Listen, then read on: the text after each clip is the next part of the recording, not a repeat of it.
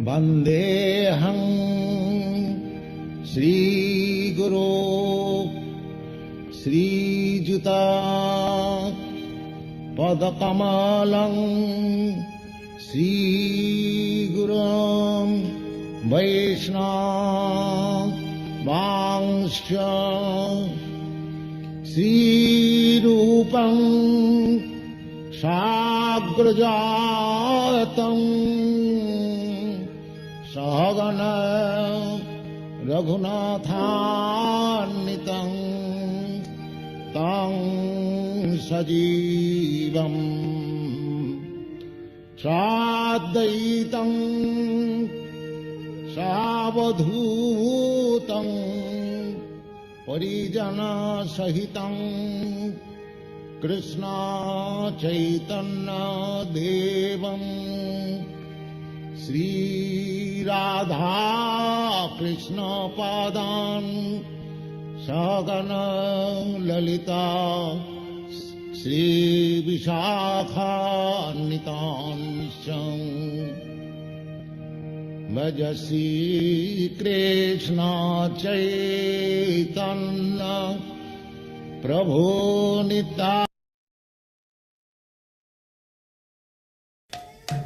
Say.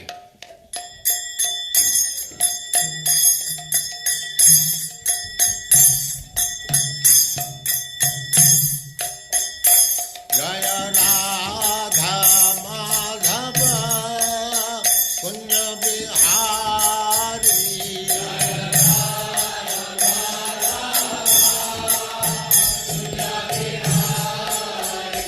Jaya Radha Madhava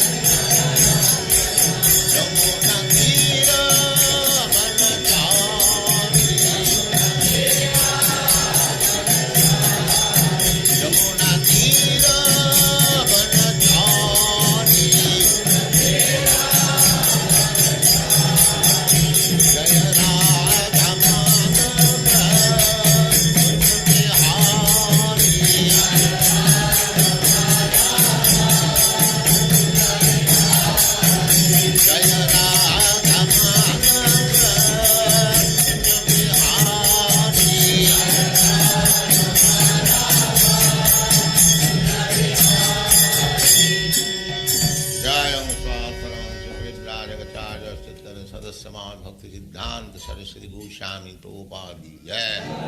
Ananta Koti Vaishnavindra ki jai. Namacharya Srila Haridas Thakur ki jai.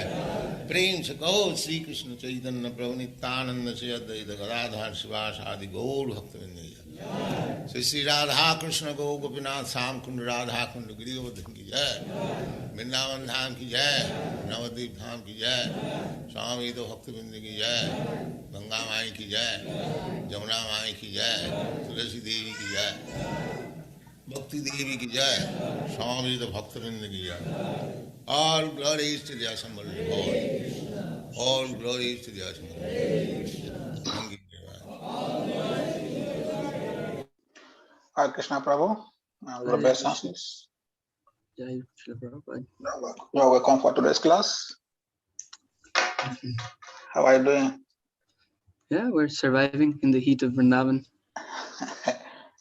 That's auspicious heat. Yes, very Hare Krishna. You are welcome. So we put the verse on the screen so we can start, please. all right.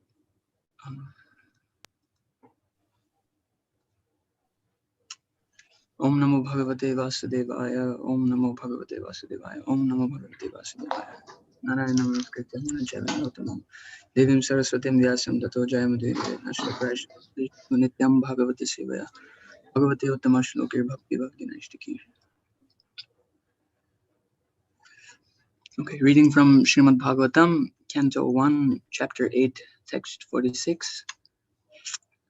Vyasadhyar Ishvare Hajnai Krishnena Bhuta Karmana Prabhodito Pittihasair Na Bhudyata Shucharpita. Word for word. Vyasa Adhyay, by great sages headed by Vyasa. Ishvara, the Almighty God. Iha, by the will of. Gyai, by the learned. Krishnena, by Krishna himself. Adbhuta Karmana, by one who performs all superhuman work. Prabhodita, by being solaced. Api, although. Itihasai, by evidences from the history. Na, not. Abhudyata, satisfied. Shucharpita, distressed. Translation and purport by His Divine Grace A.C. Bhaktivedanta Swami Srila Prabhupada. Srila Prabhupada ki jai. Translation. King Yudhishthira, who was very much aggrieved, could not be convinced, despite instructions by great sages headed by Vyasa and the Lord Krishna himself, the performer of superhuman feats, and despite all historical evidences. Purport. The pious King Yudhishthira was mortified because of the mass massacre of human beings in the battlefield of Kurukshetra, especially on his account. Duryodhan was there on the throne, and he was doing well in his administration, and in one sense there was no need of fighting. But on the principle of justice, Yudhishthira was to replace him. The whole clique of politics centered around this point, and all the kings and residents of the whole world became involved in this fight between the rival brothers. Lord Krishna was also there on the side of King Yudhishthira. It is said in the Mahabharata, Adi Parva 225, that 640 million men were killed in the 18 days of the Battle of Kurukshetra, and some hundreds and thousands were missing. Practically, this was the greatest battle in the world within 5,000 years. This mass killing, simply to enthrone Maharaj Yudhishthira, was too mortifying, so he tried to be convinced with evidences from histories by great sages like Vyasa and the Lord himself that the fight was just because the cause was just. But Maharaj Yudhishthira would not be satisfied, even though he was instructed by the great personalities of the time. Krishna is designated herein as the performer of superhuman actions. But in this particular instance, neither he nor Vyasa could convince King Yudhishthira. Does it mean that he failed to be a superhuman actor?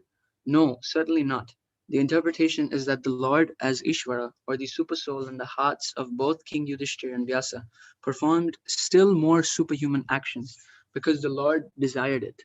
As super soul of King Yudhishthira, He did not allow the king to be convinced by the words of Vyasa and others, including himself, because he desired that the king hear instructions from the dying Bhishmadev, who was another great devotee of the Lord. The Lord wanted that at the last stage of his material existence, the great warrior Bhishmadev see him personally and see his beloved grandchildren, King Yudhishthir, etc., now situated on the throne, and thus pass away very peacefully. Bhishmadev was not at all satisfied to fight against the Pandavas, who were his beloved fatherless grandchildren. But the Kshatriyas are also very stern people, and therefore he was obliged to take the side of Duryodhan because he was maintained at the expense of Duryodhan. Besides this, the Lord also desired that King Yudhishthir be pacified by the words of Bhishmadeva, so that the world could see that Bhishmadev excelled all in knowledge, including the Lord himself. Om Jnanatimirandasya Jnananjana Shalakaya Chakshurunmilitam Yena Tasmai Shri Guruve Namaha Shri Chaitanya Manobhishtam Stapitam Yena Bhutale Swayam Rupa Gadamayam Dadati Swapadantikam Nama Om Vishnupadaya Krishna Prashtaya Bhutale Srimati Bhaktivedanta Swaminiti Namine Namaste Saraswati Devi Gauravani Pracharine Nirvishesha Shunyavadi Paschatya Deshatarine Jai Shri Krishna Chaitanya Prabhu Nityananda Shri Advaita Gadadhar Shivasadi Gaura Bhaktavrinda Hare Krishna Krishna Krishna Hare Hare Hare Ram Ram Ram Hare Hare Hare Krishna. So this is Bhagavatam. This is our ultimate praman, our ultimate proof of everything that we do. We're in the first canto. It's a lot going on in this Prabhupada. Prabhupada explains many things. He begins by describing how King Yudhishthir was mortified. He was very disturbed with the massacre of human beings, the amount of people that were killed.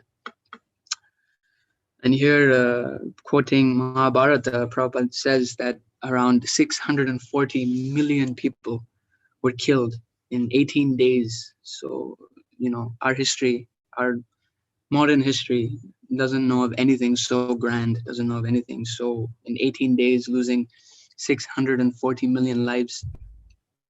And some hundreds and thousands of people were also missing, as Prabhupada says. So this is not a myth. This is not some story. This is not some mythology. People say that, oh, this is just some grand story that someone came up with. Religion is just some stories, to teach, because, they'll say that to teach moral principles, to teach morality. The civilization in India, they created all these tales, these stories, just to induce people to act morally. But this is not true. This is not true. They have no standing to say this, because places such as Kurukshetra are still present. Places such as Vrindavan, Mathura, Dwarka, all of these places are, even Ahobilam, what to speak of these recent ages, even in so many years, millions of years before when Nrsingadev appeared, even that place is still there. Even the pillar where he appeared from, you can still go there. But now obviously the pillar is like a big mountain. You have to climb up this mountain to go there, because in those ages the size of the living beings were much larger. Anyway, the point is that this is no mythology. This is fact. 640 million people in 18 days. These are events that took place. And here we're hearing how King Yudhishthir is feeling very responsible, because all of this technically is happening because he was not enthroned, right? He was not put in the position of being king. He was cheated from that position. So in one sense, it's very similar to Arjuna's position in Bhagavad Gita. Even when Arjuna, when he was disturbed, also very similar. He was seeing all these men, and also he was seeing his relatives, and he was seeing his teachers, his guru, his family, and he was feeling that, why do I have to kill them? It's such a trivial thing. All right, we won't be kings. We'll just live as paupers. What's the big deal? We're devotees. We can live anywhere. We can just go and beg on the street. That's what Arjuna says. but it's about specifically what is just, and how Krishna explains to him, no, this is not the right thing, justice has to be served. So this battle is correct. Obviously, also if Arjuna somehow decided to, let's say he decided to become a pauper, a beggar, and go begging, it wouldn't work, because his nature is the nature of a Kshatriya. So as a nature of a Kshatriya is to fight, a begging is not the occupation for a Kshatriya. A Kshatriya is supposed to fight. A Kshatriya is supposed to stand for justice. He's supposed to keep law and order. So as a Kshatriya, it's Arjuna's duty to fight. Even if, let's say, even if he did go forest and start begging, even to beg in the Vedic system, there's actually a whole process of how you beg. It's not that you just go on the street and beg for money, but you go to a certain number of houses. I don't remember how much it is, but I think it's like 14 houses. There's a certain number that you're allowed to approach every day. So you approach 14 houses, I think. I could be wrong. And then you ask them for, you beg alms, and then they give you whatever they give you. You're supposed to collect everything, and then 50% you're supposed to distribute to the animals and to people that are also hungry. And then the 50% that you have left, that's what you're allowed to take. And before you take it, you're supposed to yell out very loudly, that, is anyone else hungry? And as you yell these things, and if anyone comes in, even that 50% you should distribute very liberally. At least this is what I've heard from one devotee. And so and they would open the door, and they would see a healthy, well-built Kshatriya man, strong arms, Mahabahu, and they would say, "What are you doing begging? Just go get a job. Like, stop wasting your time."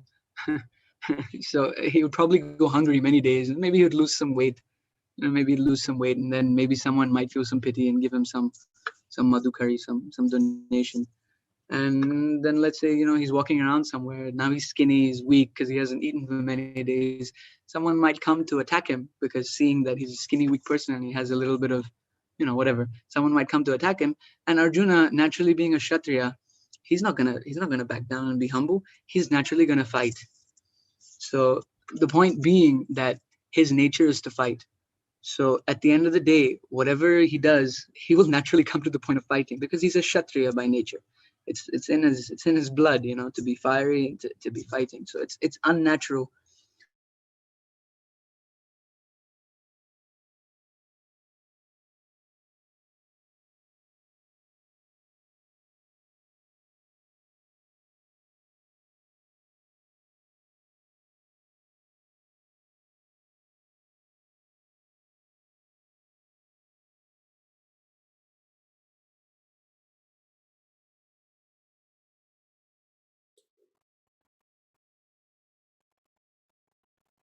It seems Prabhuji is frozen.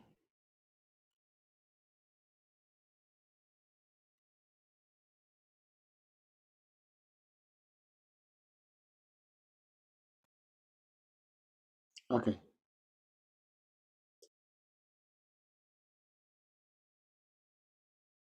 Hare Krishna. Can you hear me? Yes, Yes. Prabhu.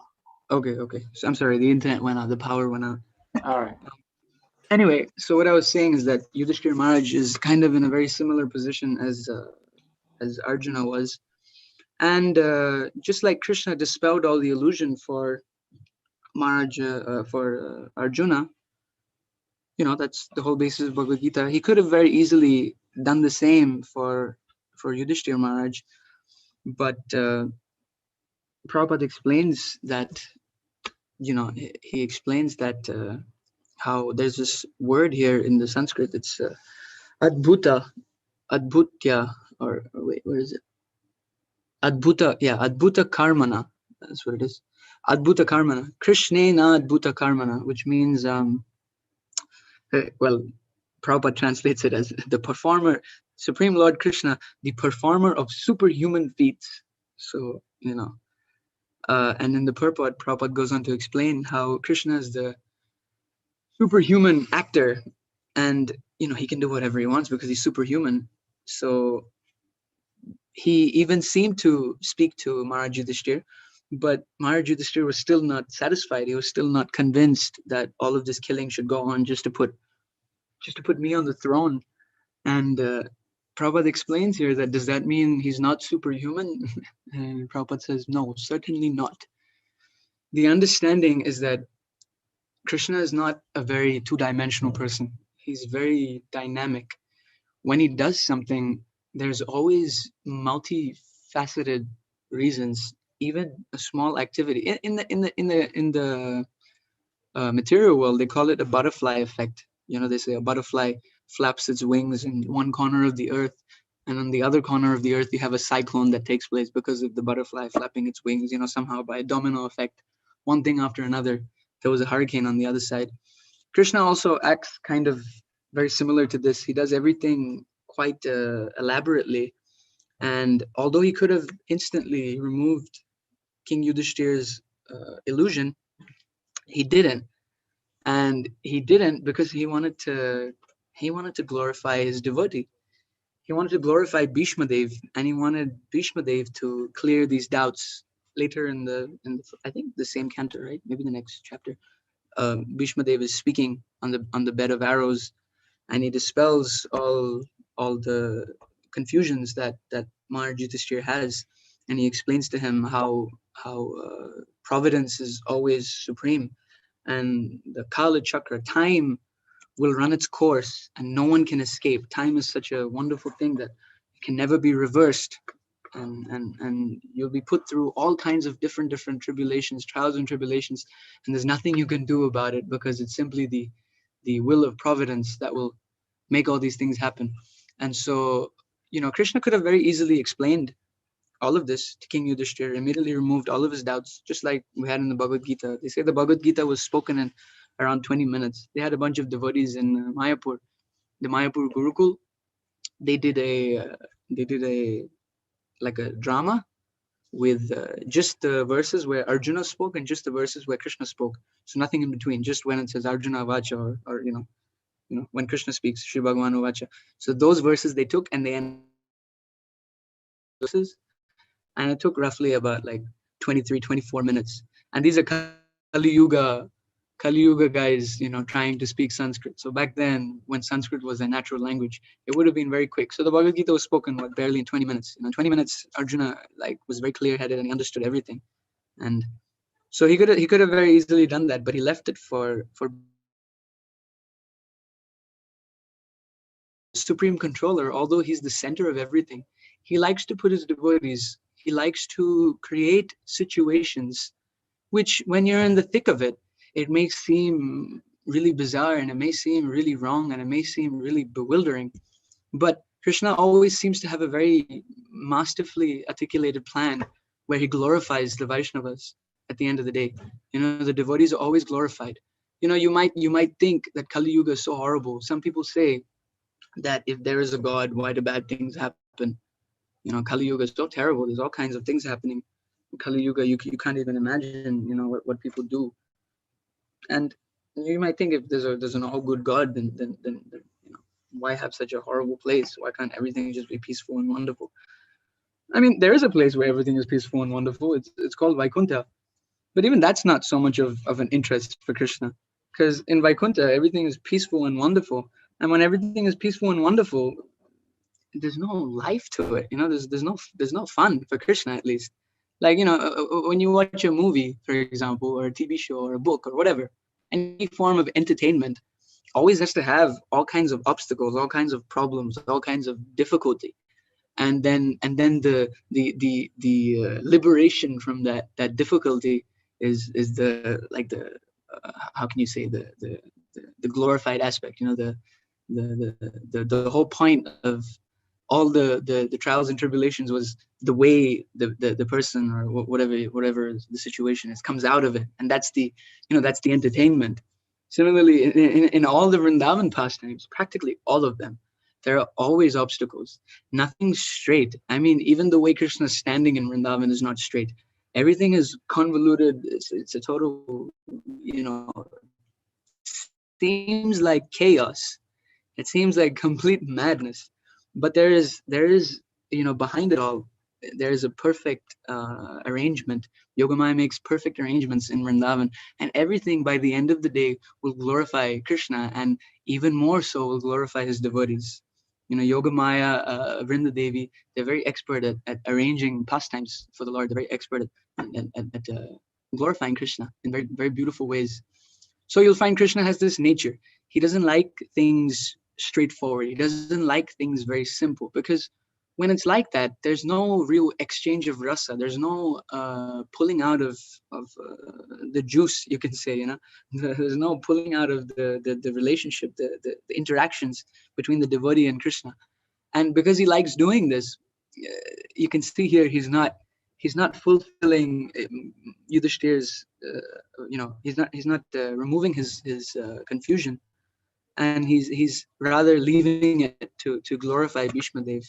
And Bhishma Dev says the exact same thing. This is exactly what he says. This is what he says to Maharaj Yudhishthir. He pacifies him by saying that, he even says that here's the Supreme Lord on your side. Krishna's on your side. He is the origin of everything. He is the purpose of everything. His satisfaction is ultimate aim of life. And he's standing by you, satisfied by your endeavor for doing the right thing and being just and being the king. So this is of highest importance, even more important than you feeling guilty because, all these people have died because I have to be put on the throne. All these people can die as long as Krishna is satisfied. That is the highest principle. And Bhishma Dev explains very nicely as a grandfather, he explains to his sons. And here Prabhupada says in the purport, they were fatherless sons. So practically he was like their father. And there he explains how Kala Chakra is in control of everything. Time is in control of everything. And when you have no control of certain activities, when things happen beyond the control of your insignificant actions, then what can you do? You simply have to surrender on the will of the Lord. You simply have to depend that on your guru, on Krishna, and do your duty, do your prescribed part, and have complete faith that even if I fail, it's still a success as long as I do my duty. A good example is Jatayu. Jatayu, when he saw Ravana stealing Sita, he knew he's going to die, because he knew the power of Ravana. He knew Ravana is not an ordinary personality. Ravana was so powerful that he would go and do yagyas, because he was such a Paka Brahmana. Even Brahmanas can be demons, believe it or not. He was such a Paka Brahmana that demigods would call him to chant mantras for their yagyas. They would call him to different planets, just to chant mantras for their yagyas. And Ravana was so powerful that he would come there and he would do the yagya, and Swaha is the wife of Agni. And one time he was doing a yagya, he kidnapped Swaha and flew away. And he also, you have to understand, he had a curse that if he forcefully touches any woman, then his head would explode. So he would have to enchant the woman, and then he could touch her. So Ravana was such a demon that he could enchant Agni's wife while doing a yagya. He enchanted Swaha, just took her and flew her away. This is the kind of personality he was. He was very powerful. He could defeat demigods. He was not an ordinary person. So Jatayu, when he saw Ravana stealing Sita, he couldn't just stand there. Although he knew that this is a very powerful person, if I approach him, he will probably kill me. It will probably be my end. But what can I do? I'm a devotee of Lord Ram, and this is Lord Ram's consort. I can't just stand and watch. I have to do something. So immediately Jatayu went and he ripped out some flesh from the body of Ravana, and Ravana felt like some insect just jumped on him. And immediately he turned around and he cut off his wings and left. He didn't even kill him. He didn't completely kill him. He just left him there suffering. And Jatayu was watching, Sita being taken away by Ravana. Now we know, Paritranayam sadhunam vinashaya chadushkritam dharma samstarpanataya sambhavami yuge yuge. Krishna comes to protect the devotees and to annihilate the demons, right? And to establish dharma, to establish reality. If you hear this pastime, it seems like the complete opposite, Jatayu was just doing his duty and he was trying to save Sita where was Lord Ram? He didn't come to save him. He was just killed like a bug, practically just squished, So externally, it may seem like that. It may seem like it's a failed attempt. But Jatayu, somehow Ravana thought, I'm not going to kill him. I'm going to make him suffer. Let him sit here and rot to death. Right? He should have really killed him, because what happened as a result is that Lord Ram came looking for Sita, and he found Jatayu there. And he wasn't dead yet. He was still alive. And because of Jatayu being there, he was able to know which direction Ravana went and where he went. And he was able to, further his pursuit. And not just that, but Jatayu achieved ultimate perfection. He saw Lord Ram's beautiful face at the time of his death. He saw his Supreme Personality of Godhead. And Lord Ram knew what he had done. He knew that Jatayu has just sacrificed his life for my sake. Even though Jatayu knew he's going to die, still he did it. So Lord Ram was not just standing there, but he was standing there smiling, satisfied with his devotee. Srimad Bhagavatam 10th canto is known as the smiling face of Krishna. But Prabhupada explains that you cannot simply jump to the 10th canto, because the 10th canto is the smiling face of Krishna, which means first you have to satisfy him. If you satisfy him, then he will be smiling. So by reading the first 9 cantos, he will make Krishna smile. And then when he smiles, you may read the 10th canto. And by a satisfied Krishna, your relationship with him will be completely established, and everything will be perfected. So similarly here, Jatayu saw the smiling face of Lord Ram, and he left his body with a satisfied Supreme Personality of Godhead standing in front of him. So this is Paritranayam Sadhunam Vinashaya Duskritam. What does Lord Ravana get at the time of death? Nothing. I mean, ultimately he's also a devotee. We know that he's Jayan Vijay coming, but still externally we can see that as a demon he was just destroyed, annihilated completely. And Jatayu seemingly was annihilated, but this is perfection of life. Yam yam vapi smaram bhavam tadjantante kalevaram, right? At the time of death, what you think, that's what you achieve. So Jatayu being there, seeing Ram's face, this is success. This is complete success. Just like here also we understand Bhishma Dev, Krishna did not satisfy Yudhishthira Maharaj's doubts and his confusion, because he also wanted to be there at the time of death when Bhishma Dev was leaving his body. Krishna wanted to be there. Krishna wanted to show his face to Bhishma Dev. And Bhishma Dev also achieved all perfection. And at the end of the day, he was glorified. And he was glorified because he was glorifying Krishna. There is a transcendental competition between the devotee and between the Supreme Lord. When the devotee glorifies Krishna, then Krishna immediately becomes competitive, and he tries to glorify the devotee in return. And then again, the devotee will deflect it. It's like a transcendental ping pong game, they're just deflecting the glorification back. And every time it's doubled and increased and intensified more and more and more. So this is how we understand that Krishna is superhuman. Although, when you're in the thick of things, you may not be able to see the broader picture. You may not be able to understand the whole Leela that's taking place. But we have to have faith. We have to have faith in the Supreme Personality of Godhead.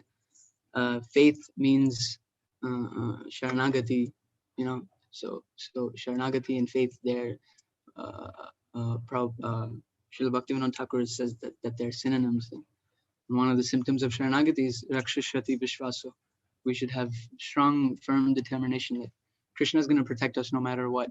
Even if he doesn't want to protect these rotting stool bags that we possess, he's definitely going to protect us. And real protection means your relationship with Krishna. That should be protected. And that's the only thing that's tangible. That's the only thing that's real. And Bhishma Dev explains this. So he explains how this person that's on your side, this Supreme Personality of Godhead, Shyam Sundar, he should be satisfied. He wanted this battle, so it's completely correct. He wanted you on the throne, so it is completely correct. Krishna is the center of everything, especially the lives of the devotees. And so later we'll see how Krishna arranges things in such a convoluted way, in such a apparently convoluted, but it's actually complete cosmos. It's not chaos. It's complete order. Yeah. Unfortunately, I have to leave in around 10 minutes. So I was thinking if there's any questions or comments, we can open it up for further discussion. Thank you, Prabhu, for your nice class.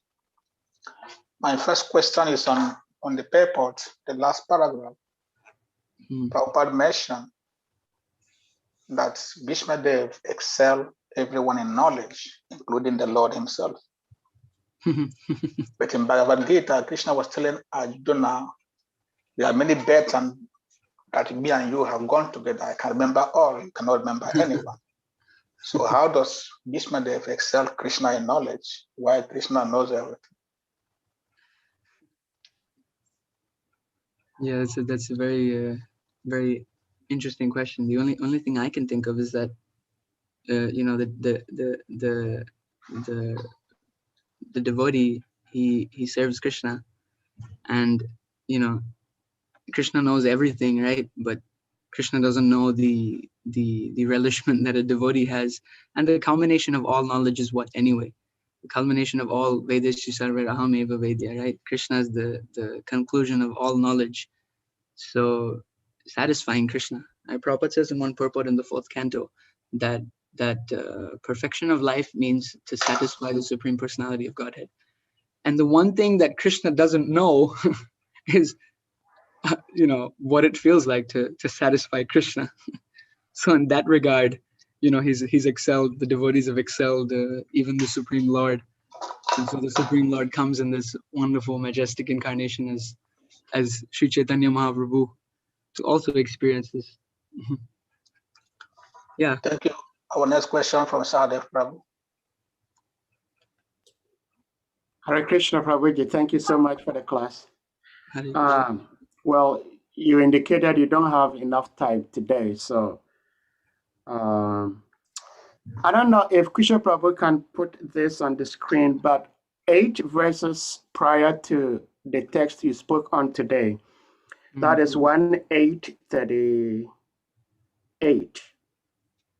Mother Kunti was saying that as the name and fame of a particular body is finished with the disappearance of the living spirit, similarly, if you do not look upon us, all our fame and activities along with the Pandavas and the Yadus will end at once. And I'm thinking that doesn't seem to be the reality in this world, because Srila Prabhupada's name is more famous, much more known today than when he was physically here. I mean, we can go on and on. Names like Jesus Christ, Muhammad, Martin Luther King, Bob Marley, all these personalities have passed on, but their names are actually much more known than when they were alive. So I don't know if you can try to shed a little bit light on why Mother Kunti is speaking this way. I just wonder if we could have that verse. I wonder what Prabhupada says in the purport. I would like to see, like. I don't think Srila Prabhupada mentioned anything about the name and the fame.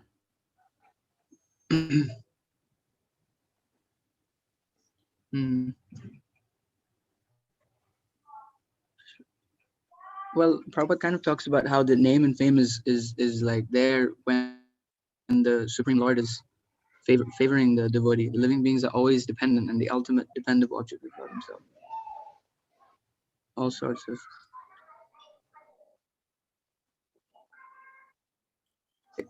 Yeah, but usually without being guided by the Lord, all such inventions end in fiasco, however strong and stout the reactionary elements may be. I mean, yeah, people remember all these famous people, like whoever, Martin Luther King or whoever, but I don't know, in 200 years' time, like, will people even know? Like you ask this generation, they don't know all the famous singers and famous people. You'll be surprised. People might not even know Martin Luther King, Like, I remember I was in Australia, and some people didn't know who Gandhi was. I was quite shocked. Like the new generation, they didn't know who Gandhi was. So yeah, they did quite big things, and their name and fame was spread.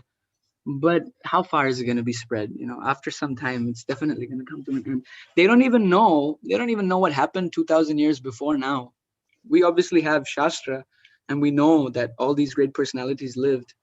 But for the modern people, they have no clue what's really there or not.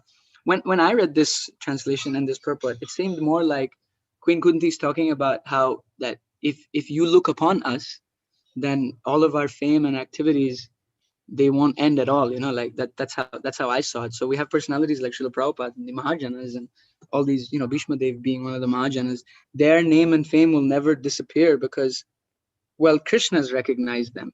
How much more fame do you need when the all famous personality has recognized you? You can't be more famous than the all famous person recognizing you. And that's obviously eternal. And that'll never end. And also interestingly, I was thinking how this verse says the disappearance of the living spirit, but we know that the living spirit never disappears. But maybe, oh no, particular body. Okay. As the name and fame of a particular body is finished upon the disappearance of the living spirit from the body. Acha. Yeah, that makes sense. Yeah. Also, she's being poetic. She's glorifying Krishna with poetry. It's one of the qualities of a devotee. She's just using this as an analogy. She's saying like, just like when the soul is left the body, and the body's name and fame is finished, it just turns into ashes, creamy and insects and ashes and dust, the body. So just like that, if you don't look upon us, then all of our activities and all of our fames will. She's being a little poetic. Devotees have this nature of being poetic.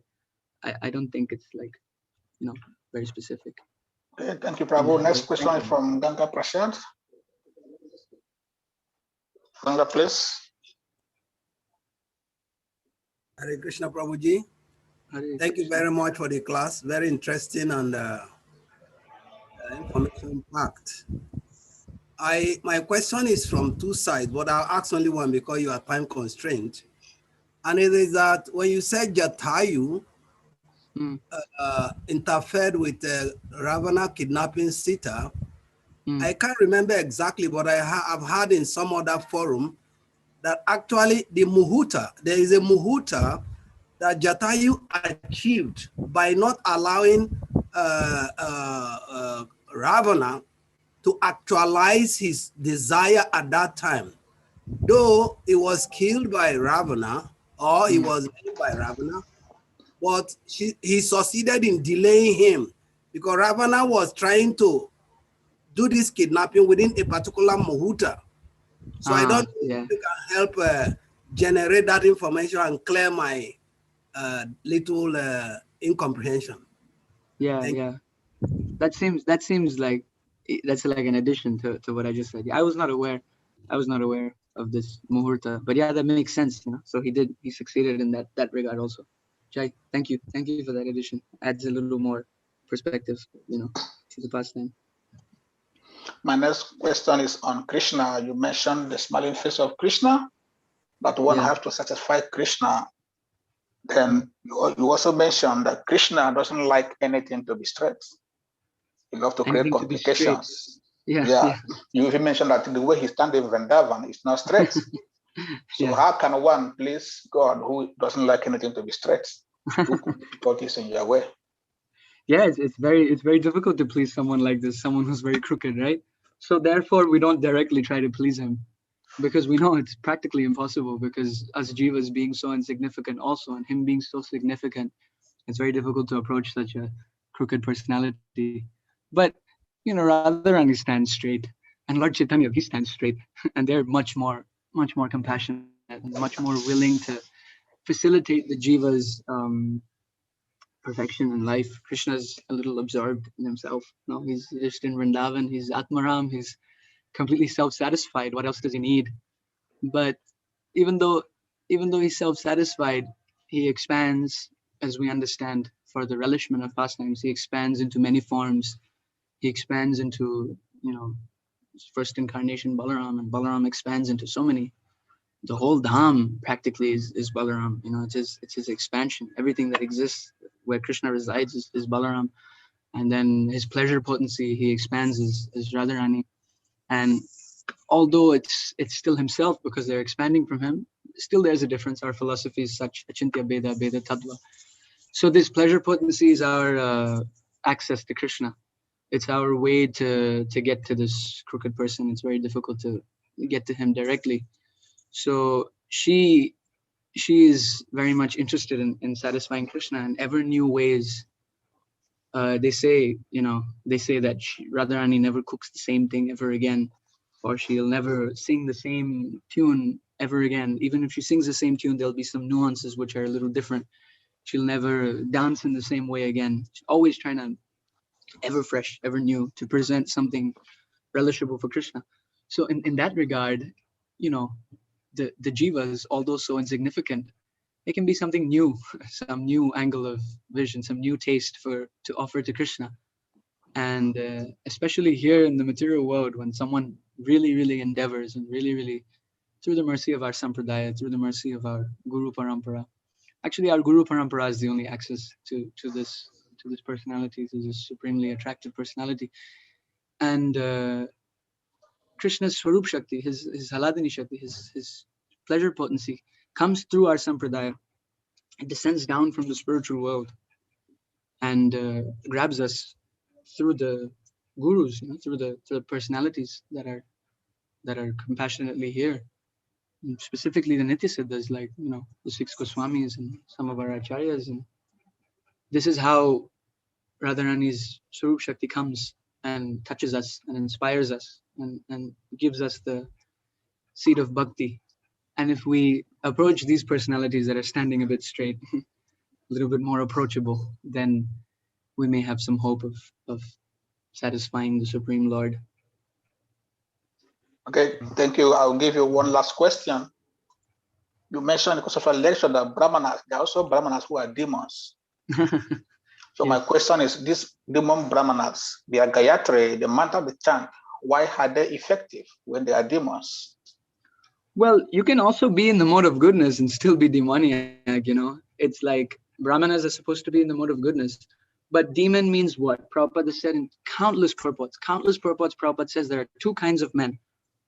Demons and devotees. He says in so many purports. And he says the only difference between the 2 is one accepts the Supreme Personality of Godhead and the other one rejects the Supreme Personality of Godhead. Or the other one is envious of the Supreme Personality of Godhead.